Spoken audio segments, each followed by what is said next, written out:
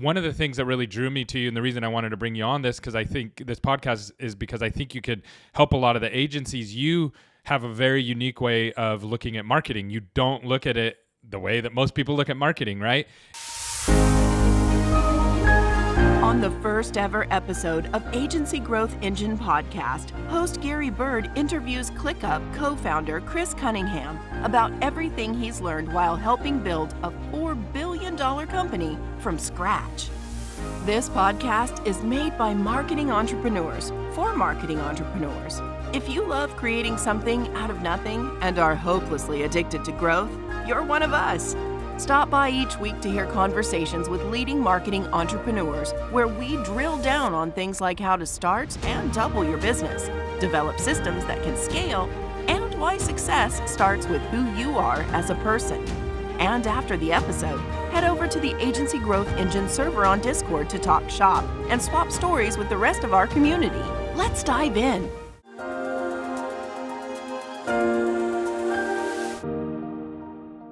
All right, Chris, we are live. Thanks so much for jumping on today. Absolutely.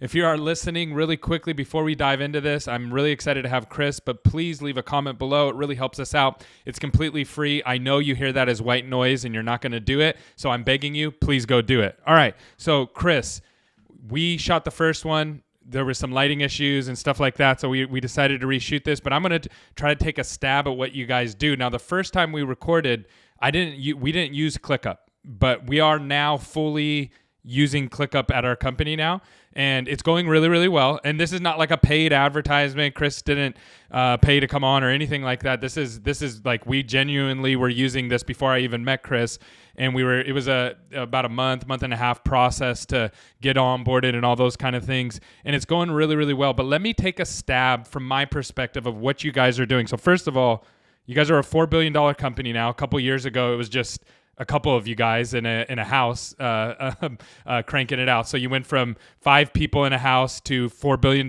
really, really quickly. And you guys are an app to replace all. Now, how I understand that, it's a productivity app. So it's project management. It's also like we use it to run our meetings. So it's like the outlining of our meetings. All of our KPIs, our OKRs are all in there. All of anything that we're trying to accomplish goes in there. And then it's also quickly becoming one of our communication platforms, because right inside of it, not only can we task out things, but we can communicate with clients from it and get in touch with people. So tell me what I got right about your business. Tell me what I got wrong, and tell me maybe something I left out. You nailed it. We need to hire you on sales. No, it's exactly it. So we created ClickUp for us, and our CEO, Zeb, at the time, we were building a social media app, and we were really gung-ho on this, but we hated the workflow of having like 4 different tools. You know, marketing teams wanted to use Asana, development teams wanted to use Jira. It was very frustrating for us. So we just built this internally at first until we failed at the product, the social media product, and then we decided to go after this. But ClickUp is, yes, it's all your apps in one place. And the beauty of that is when you're working, you don't want to keep jumping around, right? You're in flow. We want to keep you that way. We don't want you to have to go to your email and go send something there. We don't want you to have to go to your Google Drive and then pull a file. We don't want you to have to go and set your OKRs in a whole nother format, and much less your tasks, your docs, your goals, everything else, right? So everything is in one place. We've only been around for about, almost 5 years now. So a lot of these tools have been around for 10, 12 plus, but we're building very aggressively. Our development team is just always building. We just released whiteboards, which is very fun. Yep. Like you're speaking about in your meetings, you can now plan out on the whiteboard. And we have more to come. We purchased Slapdash, which is now I can speak about. So soon we're going to have it to where you can search everything in your computer much easily, because we think search is a problem in general anyway. It is. And why leave ClickUp again if you don't have to? So yes, we're one after replacing So all. what's Slapdash? What is that? Slapdash is search. So right now, and this is a problem that many people don't know they have, but we realize that when you go to search for anything, you hit Command Space for most people, on a Mac, and you search, but search is not as adequate as it could be. So without giving away too much, as we roll out Slapdash within ClickUp, I'm not sure what we're going to call it yet, but it'll be its own version of search. But our goal is at any point in time, you search beginning in ClickUp, because it'll be the best search that there's ever been. So we think down the road, this will be a very big acquisition. It may not be as noticed now, because most people don't know this is a problem. That's one of the problems with Google Drive is amazing. Like I love all the Google products, but the search on it to find anything, and I'm like, I'm like, oh, stink. I just created this personal document, but now it's shared with the whole company, or it's for the company, but it was supposed to be personal and vice versa, right? Like, and I can't ever find it. And it's like, wait, I don't have access to it. And so, yeah, I mean, that it is a big problem, and a lot of people have tried to solve it. And it seems like a simple problem, but it's not a simple problem, right? It's not. And the thing is with Google Drive, luckily we integrate with Google Drive. So you can, once our search is, live in there, we should fix this problem. So I'm glad you brought that up, the exact problem, because that is a big goal for us. And again, it's all about saving time at the end of the day. When you're working, every moment should be efficient so you can go see your family and do these other things. Otherwise, you're going to work too long. I love that. So tell me really quick backtracking. So you said 5 years ago you started with, I think there was 4 or 5 of you. You built up to a $4 billion company really, really quickly. What was the social media company again that you were starting before that? So much fun. Yeah. So at the time, 5 years ago, before that, Zeb and I, the CEO, we had worked on a social media company. And the truth of the fact is that we were really kind of boosting numbers, helping people grow faster. And we kind of realized how vain that was. We didn't want that to be the legacy, especially Zeb. He kind of had a near-death experience. It was like, he just woke up one day and was like, I don't want this to be my legacy. We're going to work on something else. So his first goal was to fix that problem. And at the time, Snapchat was it. Snapchat was the big thing. And it was only 7 seconds. So this is actually longer than that, 7 years ago. But Snapchat was the big thing. So in 7 seconds, and your best memories were gone. So we created an app called Memory, because these took away your best memories. So we changed the whole idea of that. And we had 2-minute videos you could do, and you could take different clips. They stayed in chronological order, so you could go back and look at your life at any time and see your memories. And then let's say you could swipe left, swipe right like Tinder. Let's say I come across Gary. I could see your memories. I could see when you started your agency and how you built it so as big as it is now. I could see these memories. And honestly, I'm still biased. I think it was a great app, but Snapchat came out with Snapchat Memories. And that kind of, killed our steam. Whereas it wasn't the same. It was enough to take the buzz away from us. So we did really well. We grew it pretty big for, what we did. And again, it was only 4 of us. Yeah. And so at that point in time, we had moved from Charlotte, North Carolina to Palo Alto to a mansion. It was a good sized house because we were still doing pretty well from the other company. But at that point we had to go all in. We lost all our investment on Memory, and we had to get very strict with how we spent and our time. And so all of our time from that point on was building ClickUp. Yeah, because that's a huge undertaking. So, I mean, if someone says, "Hey, start a project management tool," just that alone is like huge. But you guys went even wider, right? We did. So tell me like your mindset. Like what? Like most people look at that and go, "You are." If we could backtrack, people probably told you were crazy, right? Exactly. Our advisors at the time were like, "Don't go into project management. It's the most crowded space." So like, what are you going to do? There's 400 tools. You're going to be better than them. And honestly, I just love Zeb's answer. It was like, yes, they suck. That was his exact answer. He's like, they all suck. I don't like them. I don't like using them. And maybe I'm wrong, but I'm going all in on this. And I remember when we were first in Palo Alto, I played a lot of sports. I still do. And it's a good way to meet people, especially when I was in Palo Alto. So I was on this basketball team. And one guy, everyone kept trying to talk to him. I never asked him what he did, but come to find out he's at Sequoia. And at the time, I didn't know much about VCs, but I found out that is one of the biggest VCs in the game. And this guy took interest in me. He's like, how are you guys here? You're some young kids. You live on a pretty prominent street in Palo Alto. What's going on? I need to come check it out. So he does. And he's like, okay, you guys are onto something. Let me bring you into Sequoia. So we take our first official VC meeting. Way too early, but we go in, they wine and dine us. And, Zeb tells them the story. Hey, look, we're not just building project management. We're building one app to replace them all. We're going to build every single piece in all of these. And they laughed at us. They really did. They were like, that's cute, but you're not going to replace all the apps. So like, they were like, their advice to us was to niche up, go after just agencies or go after, one part. And, thank goodness we didn't listen, because that really is our product market fit now. And I'm so glad that Zeb had the confidence to say no to these big people. And now there's Sequoia trying to be in our last round, and we didn't choose them. But, they definitely wrote a letter and sent some cool notes saying, we remember when you came in, and hats off for not listening to us and going and building it. It's really important. So I talk to a lot of marketing agencies, like people who want to start like a social media agency, or they want to start some kind of marketing. And I usually recommend to them that they niche down, especially to learn the industry. What was cool about your story, I think the reason that your CEO and you had so much just zeal behind your project is because you understood what you were doing. It wasn't like, we're just going to go out and do marketing. You were like, I understand the ins and outs of why this is going to work and why the pain points that other people feel. Because you built something to solve people's pain points, right? That's what you really did. And so when they said niche down, you were like, no, we've already experienced it. And it gave you that confidence where other people, I don't think, would have had that confidence. Did I get that right? So true. And it is like we niched down at the beginning because we'd already done this for ourselves, right? We built it for ourselves and we worked with agencies. We worked with different niches. So we understood what they needed. And Zeb being a multifaceted CEO, he's not just, most CEOs are either product or they're marketing or they're just like a sales guy. No, Zeb got involved in every single piece. And I think that's when he kept realizing there's an issue of project management even here, even in sales, even in products. So he kept saying they're everywhere. So he did want to fix them all. And I think you made another good point that kind of just reminded me in the early days, we were obsessed with it. This is part of my thing is I was sales and marketing. I didn't know what I was going to do when they were building the software. I was like, how am I going to add value, Zeb? And he was like, we're going to study everything about this market. So every day I'm going on every review site, Capterra, GetApp, every single one of these. I'm looking at all the reviews. I'm seeing what they're complaining about Trello, what they're complaining about Asana. And then I'm making sure I pass that information back along so they can build solutions for that. And then as we release those solutions, I go back and say, hey, Henry 412, I saw you have an issue with Asana. We fixed that here. Do you want to try ClickUp? And it was a very guerrilla, slow way, but we learned, we kind of learned the market and then got customers that we really knew we were fixing their problems. It also helped you build your product too, right? Because you're going, everybody's saying this about this product. We need to position against that. That also doesn't just work for marketing. It works for building out your product. And I think that's genius. One of the things that really drew me to you and the reason I wanted to bring you on this, because I think this podcast is because I think you could help a lot of the agencies. You have a very unique way of looking at marketing. You don't look at it the way that most people look at marketing, right? And so one thing right now, I see ClickUp everywhere. So that's obviously a branding play right now. You guys are in full branding mode. And I want to talk through that. But first, the guerrilla marketing. How many hours a day were you spending on that guerrilla marketing, going out there on the message boards, interacting with people? So our days were strict. In the Palo Alto house, we were to be up at 5:30, doing a stand-up every single day, saying what you did yesterday and what you're doing today. And that had to sound very full because it's with the CEO, Zeb, who is probably the most efficient, effective person at work I've seen. So every day you're getting better, you're learning, you're moving faster. We were spending, we were working 16 to 18-hour days, and that's no exaggeration. We would take a break for sure for lunch. We were allowed to watch like a TED Talk around 6 or 7 or go shoot some basketball.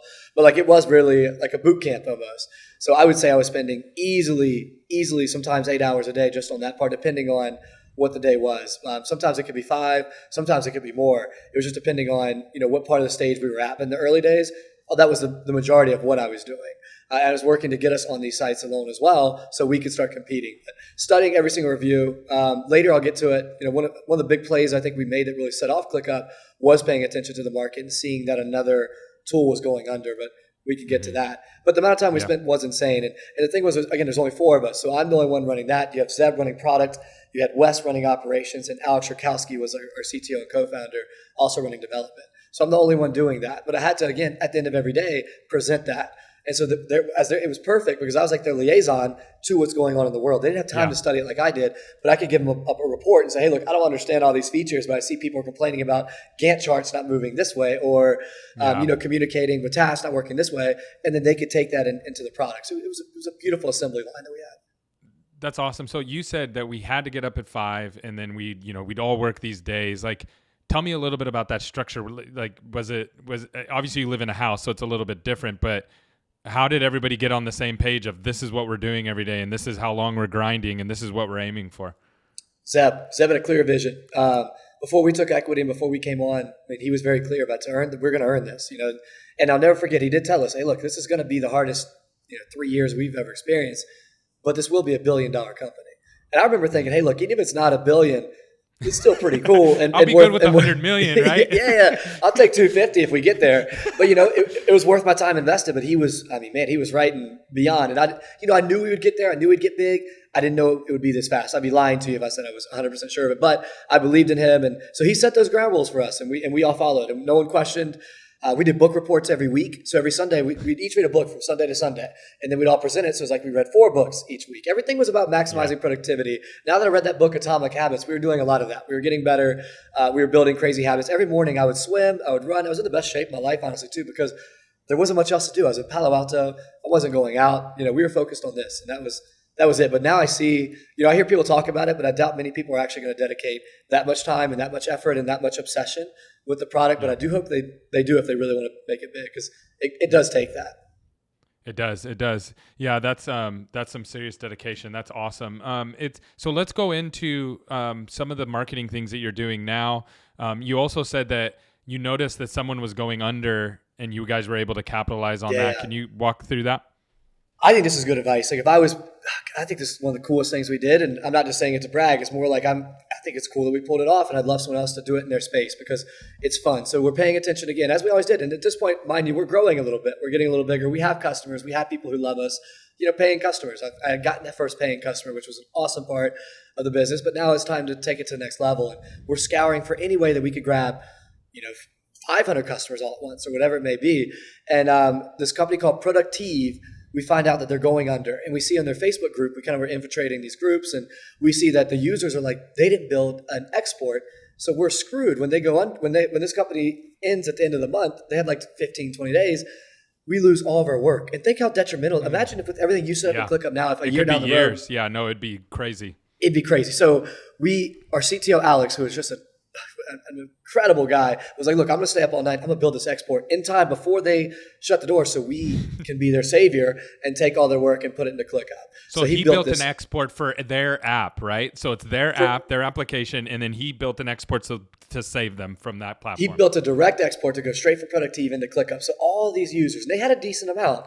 All of a sudden, they went from thinking they were completely lost. All of a sudden, hey, this company ClickUp just did this for you.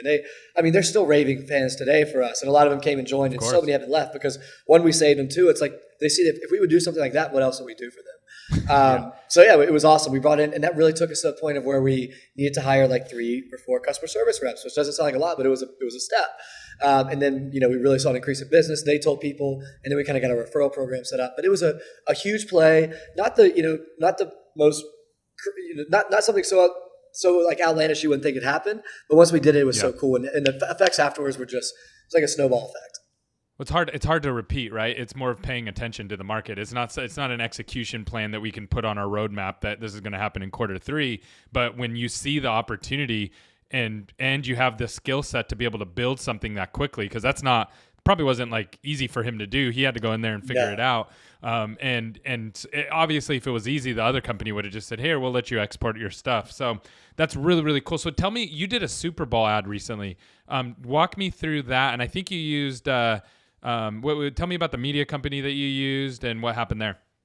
Yeah, so we did a Super Bowl commercial, and you would think we used a media company, and I'm glad you do think that, but it's actually in-house. So we have an in-house team. They are incredible. Nick Fabiano is who we hired. He came from BuzzFeed. The guy has built so many viral commercials from Pedigree and more.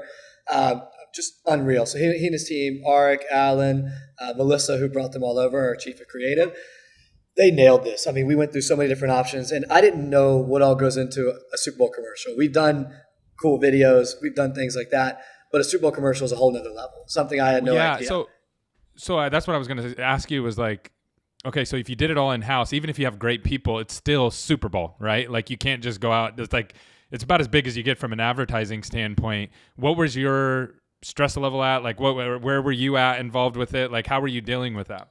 Well, check this out. What we did was at first we wanted the Super Bowl commercial, but it was too high for us. Even though we just took a nice raise of funding, it was too high. It didn't make sense. So we politely declined. And they came back to us like 2 months before, like, hey, we have 3 extra spots. Like, the Super Bowl, like the NFL, we had like a person there, and they came back to Melissa, our chief of creative, like, hey, look, we'll do it at a cheaper cost, but you have a very short time to do it. And we decided to jump on this because we do have an in-house team who already knows the product. We don't have to teach them. We have that. So to us, it was a huge advantage, and we got a solid discount. So we jumped on it. But stress levels were even higher because we had what was the cost? How much was it? And then what was the discount?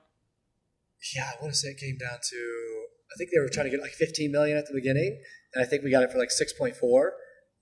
So massive discount. Yeah. Wow. Yeah.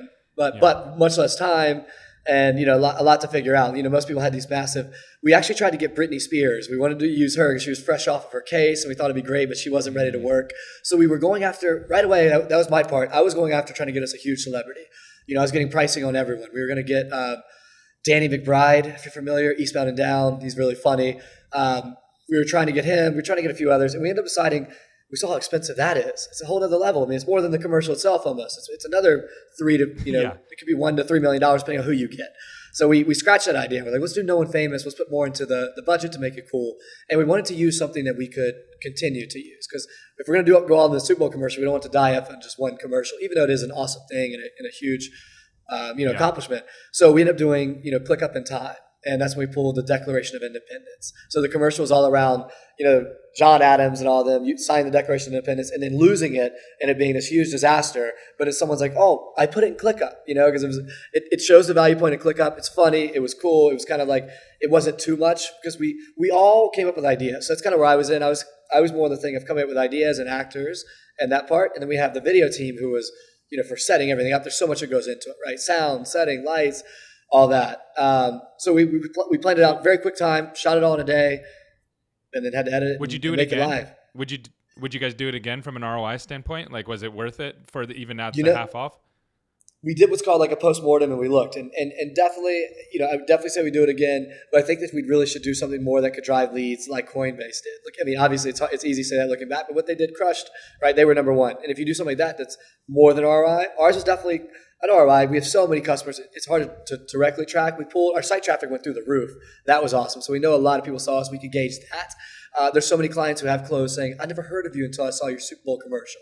So those things are great. Yeah. Would I do it every single year? Probably not. Would I strategically do it, every 2 or 3 when we're ready? So top of funnel. So top of funnel. We need more eyeballs of people that haven't seen us. And then how are you approaching your billboard campaigns? Because I see you everywhere. I don't know if you guys are everywhere, but every city that I go into, I see billboards, and I see pictures of billboards that you guys are posting. So like, how are you tackling that right now? We are, and good time to ask that. I think it is a brand awareness play. We're coming into the space later, so we want people to be like, I know ClickUp, I recognize ClickUp, I've seen ClickUp. That's why we're in every major airport and billboard, and billboards in every major city. The cool thing is that we kind of negotiated during COVID and got really good rates during that. So you will see that we've really hit our brand awareness play. It's a good time you asked me about this, because we feel like we've mastered the first part. It's kind of ambiguous, right? It just has 2 bold statements: one app to replace them all, or save a day a week. 2 very strong statements, right? But you don't exactly know what we do, and some people hate on us for that, but they still go Google us, and that's what we want. But now, exactly. What you'll see now, Gary, is the fun stuff. We're going to get back into Gorilla, back into community and events, because now it's time to tell our story. People are seeing who we are, so we're going to scale a little bit of that back and put it into more like, I'm doing a huge event with Shopify coming up, right? We want to do cool events where people can come meet us, see ClickUp, things like that. We want to start hosting events for agencies. My goal is to break everything down by niche and then start building communities in each. So this is why I'm glad I'm doing this podcast and getting to know you. I want to know the thought leaders in the agency space. I want to know the thought leaders in the development space, the marketing space, and grow that way.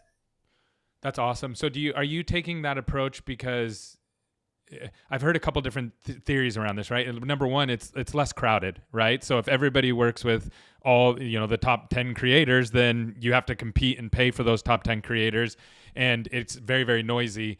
Or is there another reason that you guys are going that route? It's multiple. One, I will use some thought leaders. I'll tell you how I look at it. I love the influencer marketing space, and I'm obsessed with it. I've worked in. I got to learn a lot from Dan Fleischman when I worked for him at Elevator Studio. And what I learned is you always have to have a big mix. So you do need a thought leader in the space. So you need one of those bigger ones to kind of validate. But I also love to find what I call like up and comers. What I like to think you and I are kind of coming up in the space, really like hopping in it and learning it and growing really fast. And we'll be a thought leader extremely soon, like someone that's at the top. Because when you catch them, one, it's cool, and their fans are a little more loyal because they're not that big yet. And then I also like to find a smaller person. I like to find someone who has 3,000 or 4,000 followers, but they went viral, a few times. I see the potential because they're cost effective and they can grow with you and they're loyal to you because you believe in them first. So I like to get a mix of the 3 in each category. So I find a developer who's the guy people have seen for a while, or someone who's just been there for a long time. A Cody Sanchez, she kills it. Someone who's just really nailing it in their space. You get one of those. They are expensive, sure, but they do drive the traffic. Then you find a great up and comer, or multiple, and then you get a couple of those smaller micro but high potential, high ceiling influencers, and you build them all, and you kind of hit it with each niche, and that's how I have a budget for each platform, and that's how I spread out. And I'm building what I call a digital billboard on ClickUp. It's probably my favorite thing I'm doing right now, and it's my big focus. What is that? What is the digital billboard? Glad you asked. So here's how it works. So on each platform, I find a strategy that I think is best. So for Twitter's a confusing place if you don't know how to use it. But what I've learned is I see you're starting, and hats off to you for doing that. Stay on it because it's good to be omnipresent. And you're already starting off well. I got my first comment. Yes, I got my first comment yesterday. And I'm glad you showed it that way because it made me want to go check out your Twitter. I checked it out before we hopped on this call. So good job. Your thread was good. And here's the thing I'm learning. I'm just starting it too, man. I'm just starting back. I used to have a Twitter following in the day, and honestly, I went off it for like 3 years. But Twitter, you build threads. So what I do is I find someone like you and say, Gary, you know this space so well. Write a thread and just add value to the world. Just say, this is how I built this agency. This is how I grew so fast. I'm going to give back to you. And then what I ask you to do is to write that thread, but then put the full thread in a ClickUp doc. I don't ask you to say anything about ClickUp. I don't ask you to promote ClickUp. I ask you to say, hey, I'm giving you value followers. Find the full version here. And then they're jumping on the ClickUp to get the value, not because they've been sold, because otherwise I'll scroll right past it. So that's my Twitter. I do something similar on LinkedIn. TikTok is different. TikTok, I find ways to incorporate ClickUp into what they're already doing and just create cool videos. I find those who resonate with us. Again, thought leaders, same thing. So my goal is just hit any different presence for every single type of niche, every single platform. ClickUp is there in a cool, unique way that's not too much, right? We're even doing music. We just released a rap song that went on World Star with Gata from the show Dave. So we're really trying to tap into every single type of play, even music. Yeah, that's really cool. And I know you have a really unique take on, maybe it's not unique. It's kind of like a shifting take. I think people are moving there, and I think you're at the front end of it. Tell me a little bit about the corporate brand versus, no, we're going to promote the CEO or the COO or the marketing arm or more of the personal brands. Yeah, I'm almost like, should I give away these secrets? But whatever. I think that's how you win. So what we're doing is we realized that rather than just going and getting influencers, why don't we build some of our own? Like our CEO is this very extravagant guy, wears bright shirts and has amazing, cool things to say. Why aren't we highlighting him? Our head of growth, Gaurav, is a genius that has crazy value. I think I had some value from being a ClickUp early on and kind of being funny and doing these different music projects and things like that. And then our chief of creative, Melissa, is just so cool. And it was her idea to go after the Super Bowl commercial, right? So she should tell that story. So that's kind of what we're doing. We're highlighting and working together to kind of create content machines for them too. So people can learn without just going to the ClickUp page. They can learn from the leaders themselves of what we're working on, what we're changing. I'm doing that with also development. Our blog, the girl who runs our blog, Erica, I want her to start doing content because she's learned so much in building our blog, and it's incredible. So I want to share that information. And people also feel connected to ClickUp. Why do you think that is like the future? Why do you think that way is better than like it. The normal like agency? I'm going to promote the agency and kind of highlight people inside of that. Well, look at it this way. Like I would not have known of your agency, but I see you. I see how you're living your life, and I can name others like you. There's not that many, but that's kind of the thing, right? It's people. I think people used to connect with the brands, and some they still do. Like Duolingo does the little, funny things here and there, but honestly, people really feel connected to the person. Ryan Breslow is a great example. He's done a great job he's getting in some trouble here and there, but he's done a great job building his brand. Everyone knows who he is. Everyone sees what he's building, and they kind of understand the brand through him.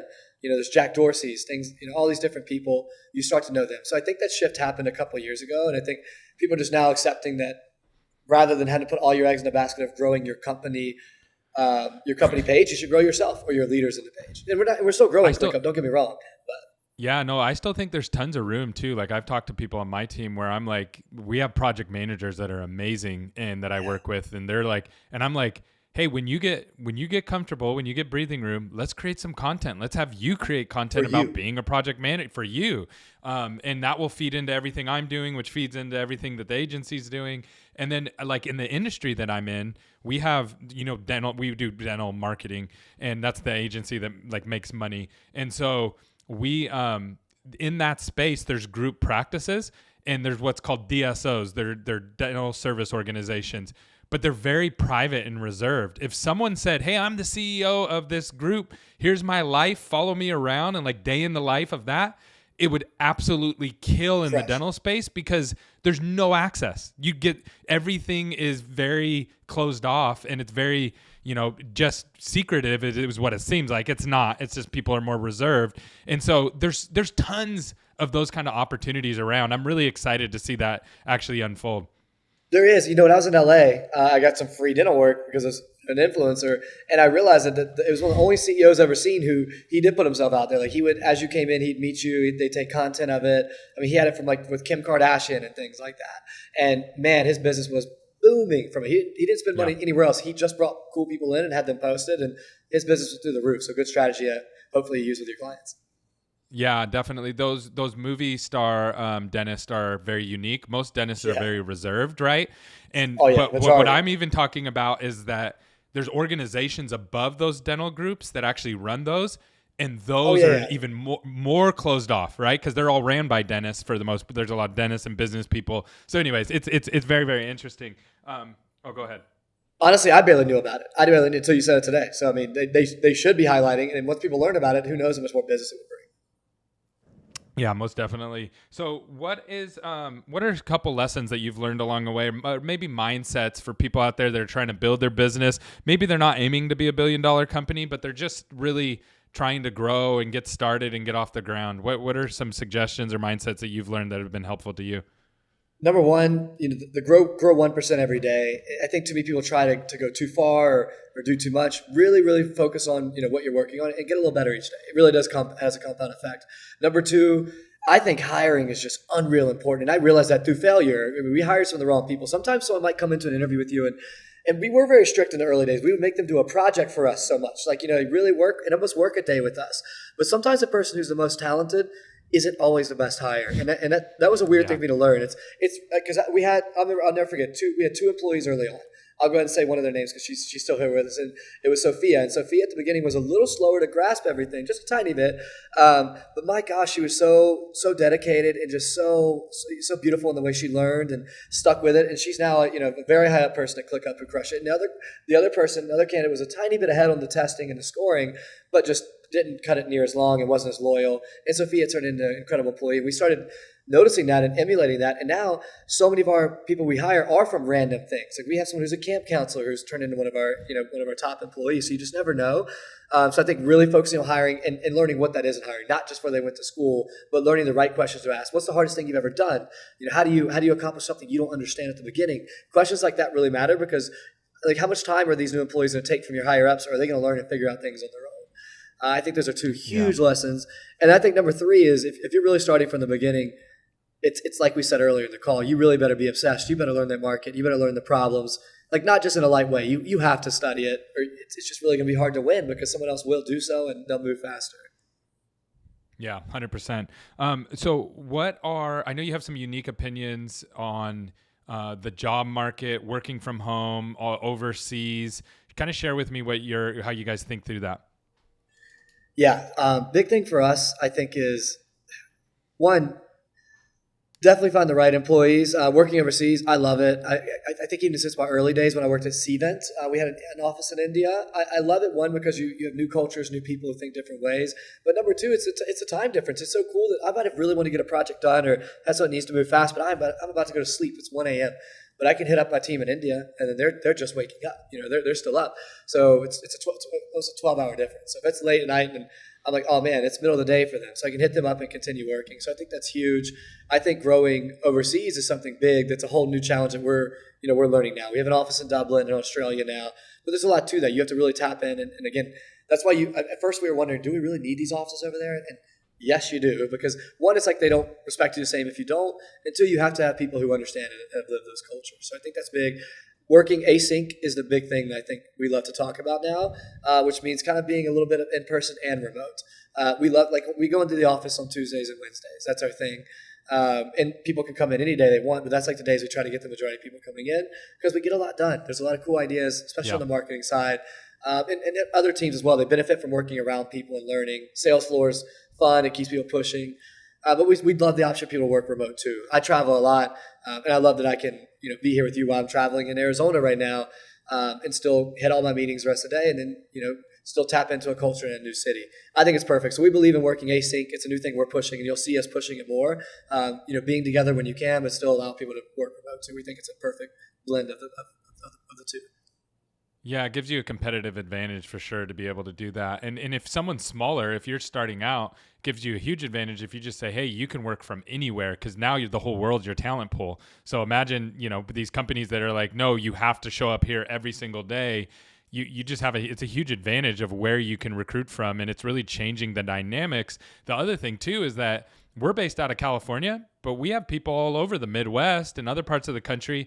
So we pay really well in those areas because we're thinking as Californians And so the pay is drastically different. We don't adjust because they live in Wisconsin, right? Like it's just like, okay, this is what we're paying for. So it gives there's some huge competitive advantage. The other thing that I've been playing with is really trying to maximize strategy versus tactical. And so what I've realized is there's a lot of people in America who have really high-end strategy that are hard to get. I'll give you an example. So we need somebody who can run social media ads across multiple different platforms for multiple different verticals.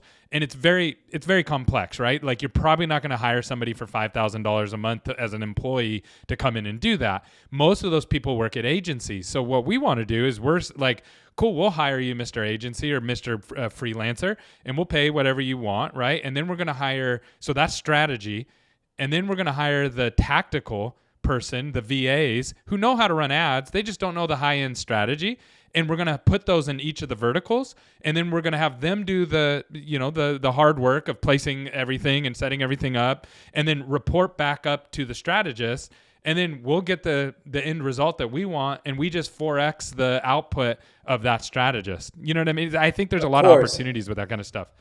There's so many people don't think that way. They just go and think, oh, I have this position I need to hire. But you have to be scrappy. Even if you become a $4 billion company like us, like you still have to be, we can't just, everyone thinks we can just throw money like, oh, why don't you just throw money at this? No, we're not going to stay this company if we do that. So same with us. We try to get scrappy as well. We definitely find offices overseas for that same reason. We definitely love working with the VAs.